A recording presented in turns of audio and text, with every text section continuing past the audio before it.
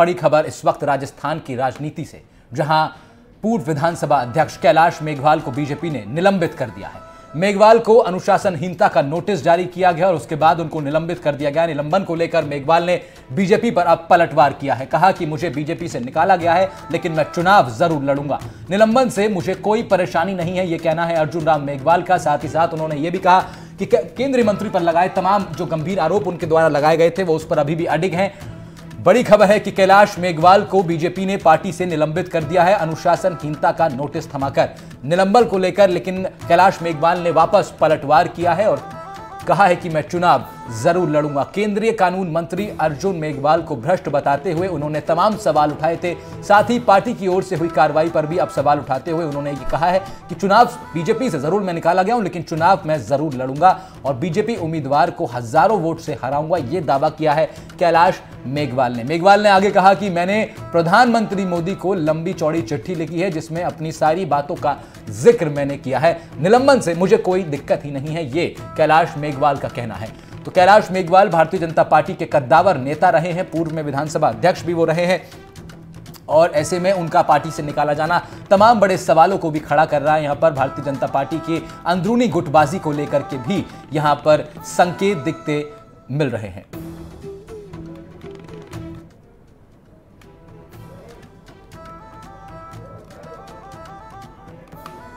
कैलाश मेघवाल जी हैं हमारे साथ। उन्होंने एक तरह से पूरी तरह से हलचल मचा दी है आज बीजेपी में। सर, आपने काफी आरोप लगाए हैं, जो कानून मंत्री हैं उनके खिलाफ भी आरोप लगाए हैं, प्रधानमंत्री को चिट्ठी लिखी है, लेकिन आपने एक बहुत महत्वपूर्ण बात करी है कि आपने बताया है कि बीजेपी में गुटबाजी है। ये अभी तक कोई खुल के किसी ने बोला नहीं है। डरते थे इसलिए नहीं बोलते हैं। मुझे कोई डर नहीं है। मैं ऐसा है कि अभी तक प्रेस में नहीं आया, कभी भी पिछले 2-3 साल के भी अंतराल में प्रेस में कभी आया नहीं और इस विषय पर कोई बात करने का मौका मिला नहीं। कैसे हो रही है बीजेपी में गुटबाजी है? कैसे हो रही है? आप थोड़ा उदाहरण देंगे, कैसे हो रही है गुटबाजी? गुटबाजी सामने दिख रही है। वसुंधरा के जो गुट को डिक्लेयर किया जा रहा है वो सामने स्वतः प्रमाणित है। आपको लगता है कहीं एक ये भी बात है कि उनको मुख्यमंत्री का फेस नहीं बनाया जा रहा है, उसका असर पड़ सकता है पार्टी पे? पड़ेगा। किस तरह से पड़ेगा? अब ये तो जनता का मन होता है, जनता की सहानुभूति होती है, जनता का समर्थन होता है, जनता विश्वास होता है, जनता माई बाप है। जब केशवराय पाटन में वसुंधरा जी ने अपनी बर्थडे मनाई थी या सालासर में, तो क्या हुआ था? उस टाइम भी हमको वो गुटबाजी देखने को मिली थी। ये तो मिली ना, गुटबाजी है ना, तो अब उसका क्या इलाज है? नहीं, उनको क्या बोला गया था लोगों की नहीं जाए वहां पर? आपको फोन आया था? मुझे फोन नहीं आया, लेकिन ऐसी मर्मरिंग थी। कुछ अफवाहें होती है, कुछ चर्चाएं होती है जिनके प्रमाण नहीं होते। वो अफवाहें होती है, उसमें प्रामाणिकता भी होती है। तो क्या अफवाह है और क्या चर्चा है? चर्चा वही थी, वसुंधरा जी जब केशवराय में पाटन में जिस जन्मतिथि मना रही थी उस समय उनके खिलाफ कानाफूसी की गई कि नहीं जाना है। सालासर में भी जब उन्होंने जन्मगांठ मनाई तो उनकी जन्मगांठ के काउंटर ही यहाँ पर भारतीय जनता पार्टी ने एक आंदोलन की घोषणा कर दी, जिससे कि उनका जन्मदिन ठीक ढंग से नहीं मने। ये भी एक गुटबाजी का ही परिणाम था। आपको लगता है कि जो अर्जुन राम मेघवाल जी है उनको प्रमोट किया जा रहा है और आप भी उसी समुदाय से एक इम्पोर्टेंट कद्दावर नेता हैं, मतलब आपने 75,000 वोट से जीते हैं आप, तो क्या ये नाराजगी हम माने कि ये राजनीतिक नाराजगी है आपकी? राजनीतिक नाराजगी का सवाल नहीं है, सवाल स्वस्थ प्रतियोगिता का है। और स्वस्थ प्रतियोगिता में मैं आज जिस तरह से मेरी राजनीति विकसित हुई है उसमें मुझे मत तो नहीं दे करके और किसी दूसरे को अनावश्यक रूप से जो मेरे से कम संघर्ष वाला आदमी है तो साधारणतः उठेगी, ईर्ष्या उठेगी। तो आपका अभी बीजेपी ने आपको प्राइमरी मेंबरशिप से सस्पेंड कर दिया, आपको कारण बताओ नोटिस दिया गया था, आपने पार्टी को नहीं जवाब दिया, आपने सार्वजनिक रूप से जवाब दिया, ऐसा क्यों? मैंने प्रधानमंत्री को जो लिखी चिट्ठी उसमें आखिर में 2 पेज इसी बात के थे और मैंने जवाब में ये लिखा कि मेरा ये प्रधानमंत्री जी को पत्र लिखा है, इसमें आपके नोटिस का जवाब भी है और इसके उसी रूप में आप लें। तो आगे की क्या रणनीति रहेगी आपकी? आप दोस्तों के साथ बैठ के बात करेंगे, जरा सोच समझ के गंभीरता से बात की जाएगी। क्या आप कांग्रेस में क्रॉसओवर करने की सोच रहे हैं? सवाल सोचने का नहीं है, सवाल निर्णय दोस्तों के साथ मिल बैठकर बात करने का है, चर्चा करने का है। क्योंकि आपने अभी प्रशंसा की है कि अशोक गहलोत की जो समाज कल्याण की योजनाएं है वो बहुत अच्छी है।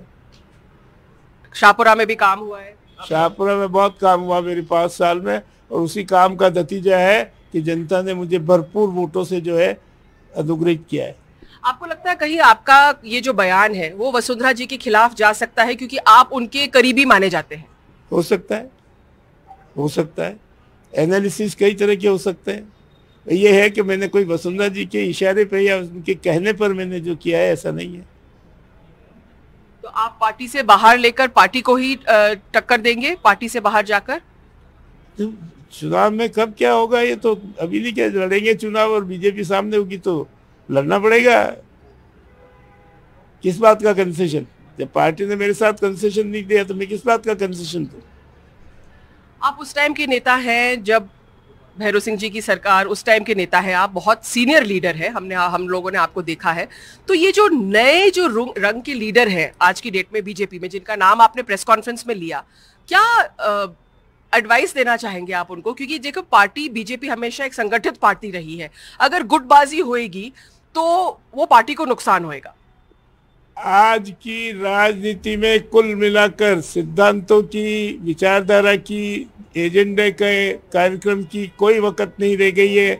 एक ही सिद्धांत रह गया है कि सत्ता किस तरह प्राप्त की जाए, और जो नई पीढ़ी आ रही है वो जल्दी से जल्दी सत्ता का लाभ लेने के लिए रहती है तैयार। यही आज की राजनीति है दोनों पार्टी में। आपने इसी में लास्ट मेरा सवाल है, आपने कहा था कि अशोक गहलोत की सरकार को गिराने की कोशिश हुई थी और आप इन प्रिंसिपल उससे एग्रीमेंट में नहीं थे। नहीं था, स्टेटमेंट दिया मैंने, इसीलिए वो स्टेटमेंट छापा है मैंने मेरे पत्र में। आपका तो उस टाइम उनकी सरकार गिराने की कोशिश की थी बीजेपी ने? हुई थी ना, उस समय के सारे वातावरण को देख लो आप।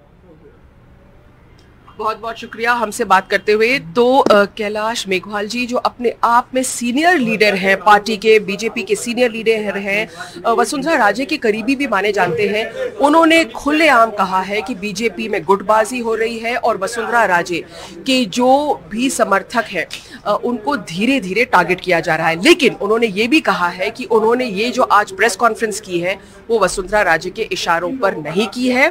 क्या रहेगी उनकी आगे की रणनीति, क्योंकि शाहपुरा से कद्दावर नेता माने जाते हैं, जब कांग्रेस की वेव थी तब भी वो जीत के आए हैं। क्या वो कांग्रेस में जाएंगे या निर्दलीय लड़ेंगे? अब राजस्थान का चुनाव और दिलचस्प हो चुका है। जयपुर से हर्षा कुमारी सिंह, एनडीटीवी।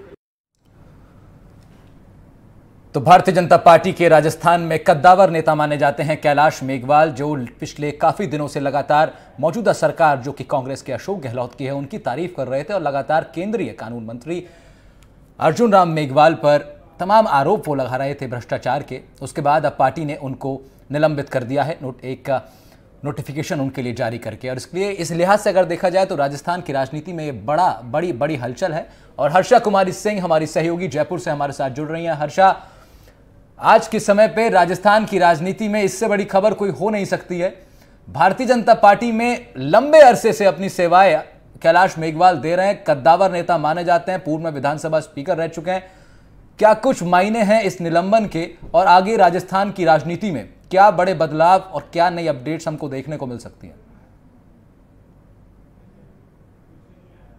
के लिए बीजेपी के लिए खासकर ये एक तरह से समस्या है। समस्या इसलिए है क्योंकि बीजेपी अब चुनाव की तैयारी कर रही है और सारे जो गुट है, सतीश पूनिया का कैंप, वसुंधरा राजे, इनको सबको एक साथ लाने के लिए, राजेंद्र राठौड़, सबको एक साथ लाने के लिए सीपी जोशी को यहाँ पर अध्यक्ष बनाया गया था। क्योंकि सीपी जोशी अपने आप में साधारण सरल व्यक्ति है और उनका इस तरह से स्टाइल ऑफ फंक्शनिंग है कि वो किसी से ज्यादा टक्कर नहीं लेते हैं, कॉन्फ्रंटेशनल नहीं है। तो ये सोच के, और अरुण सिंह जो पार्टी इंचार्ज है उन्होंने बहुत कोशिश की कि सब लोग एक मंच पे आए। इसलिए आप देख रहे थे कि सामूहिक नेतृत्व का फॉर्मूला भी बीजेपी लेके आई थी। मतलब एक कोई चेहरा नहीं हो, सारे जो बड़े चेहरे हैं उनको साथ लेकर बीजेपी चुनाव लड़ेगी। अब ऐसे में जो कैलाश मेघवाल कह रहे हैं कि बीजेपी में ऊपर से नीचे गुटबाजी है और वसुंधरा के जो करीबी लोग हैं उनको एक एक करके टारगेट किया जा रहा है और उनके बर्थडे में जाने के लिए मना किया गया, ऐसे वहां पर अफवाह और चर्चा थी। तो एक तरह से वापस ये जो है दरारें वापस साफ और सामने आ गई हैं। एक तो बीजेपी के लिए ये चुनौती रहेगी। दूसरी चुनौती ये है कि क्या बीजेपी वसुंधरा राजे के बिना सफल चुनाव लड़ सकती है? अगर ये सामूहिक नेतृत्व का फॉर्मूला है, क्या ये चल जाएगा? आप जानते हैं कि हिमाचल प्रदेश में और कर्नाटक में क्या हुआ। बीजेपी का जो आपसी विवाद था वो काफी भारी पड़ा बीजेपी के लिए और दोनों जगह पार्टी हारी है। तो सिर्फ क्या प्राइम मिनिस्टर नरेंद्र मोदी का जो चेहरा है, क्या उनको राजस्थान जिता देगा? लेकिन बीजेपी कॉन्फिडेंट इसलिए है क्योंकि यहाँ पर जो सरकार बदलने की जो परंपरा है, एक बार कांग्रेस एक बार बीजेपी, पिछले 30 सालों में खाली 50 सालों में शायद खाली 2 और पिछले 30 सालों में कभी भी रिपीट नहीं हो पाई है। तो बीजेपी उस बात पर काफी दांव खेल रही है कि परिवर्तन तो होगा, क्योंकि यहाँ पर जो हम कहते हैं रोटी पलटने का रिवाज है। एक तो बात यह है। दूसरी बात इसमें यह है कि जो वसुंधरा राजे के नाम से इन्होंने कहा है वो अपने आप में एक और डिस्कंटेंट पैदा कर सकता है, क्योंकि अभी भी काफी लोग ऐसे हैं जो वसुंधरा को अपना लीडर मांगते हैं और उनसे क्लोज है और नाराज है इस बात से कि उनको वो मुख्यमंत्री के रूप में नहीं पेश कर रहे हैं। तो ये नाराजगी बीजेपी के लिए भारी पड़ सकती है। हर्षा, आपने बीच में एक बात का जिक्र किया जो कि बेहद ही महत्वपूर्ण बात है कि किस तरह भारतीय जनता पार्टी बीते 2 चुनावों में अंदरूनी गुटबाजी के चलते उसको हार का सामना करना पड़ा है। और अभी बीते दिन हमने देखा कांग्रेस की एक पूर्व सांसद, नागौर से सांसद रही ज्योति मिर्धा, वो बीजेपी में शामिल हो गई। कांग्रेस की गुटबाजी से हम सब परिचित हैं, सचिन पायलट का एक गुट है, अशोक गहलोत का अपना खेमा है। लेकिन भारतीय जनता पार्टी के अंदरूनी जो गुटबाजी है, ये जो अंदरूनी राजनीति है, ये अब जो निकल के आने लगी है, जरा इस पर आप अगर थोड़ा सा और बता पाएं कि किस तरह ये अंदरूनी गुटबाजी राजस्थान के अंदर भारतीय जनता पार्टी के लिए आत्मघाती साबित हो सकती है।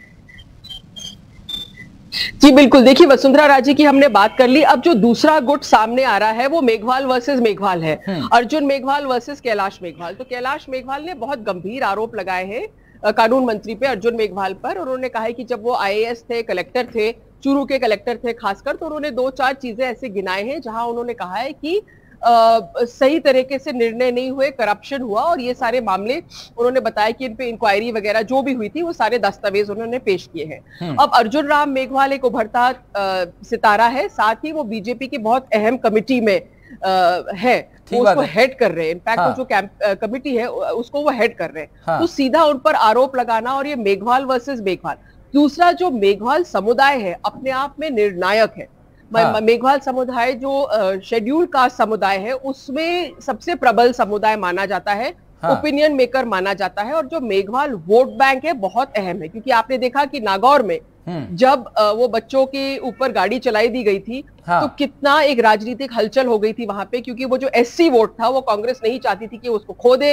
राजेंद्र राठौड़ वहां पे पहुंच गए थे। तो अभी क्या है, राजस्थान में जातिगत राजनीति बहुत अहम रहती है, और ऐसे में मेघवाल वर्सेस मेघवाल मतलब जो SC का वोट है वो बदल सकता है। क्योंकि आप भले ही कैलाश मेघवाल ओल्ड लीडर है इन द सेंस कि थोड़े बुजुर्ग है, लेकिन पिछली बार 75,000 वोट से जीते हैं। वो जब पिछला चुनाव हुआ था तो शाहपुरा से 75,000 वोट से जीते हैं। जी ठीक है हर्षा, आप बने रहिएगा हमारे साथ, क्योंकि ये मसला बहुत बड़ा है और उस पर लगातार हम लोग चर्चा करते रहेंगे। लेकिन कैलाश मेघवाल के सवाल पर बीजेपी नेता ओंकार सिंह लखावत ने पलटवार किया है। सुनवाते हैं आपको ओंकार सिंह ने क्या कुछ कहा है NDTV से।